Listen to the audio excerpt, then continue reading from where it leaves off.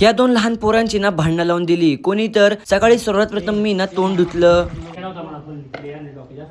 मग मम्मीला बोललो मॅगी बनवायला. मग मॅगीवरती मस्त ताव मारला. मुंबईवरून असं गावाला आलो ना तर आजी मस्त प्रेमाने जवळ करते. तर आमच्या आज घरी ना तर जावळ होतं, तर त्यामुळे आम्ही ना गावामध्ये ना इन्व्हाइट करायला गेलो होतो सर्वांना. बाबा या का नक्की?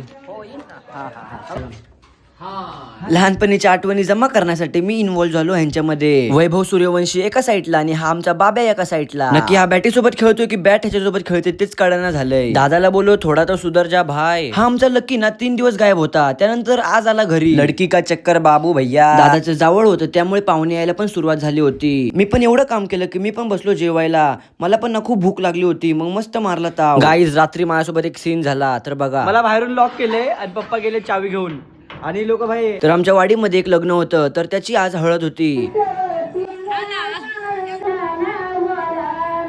तसं हळदीला ना गावाला ना तर सगळं महिला मंडळ ना मस्तपैकी गाणी गातात.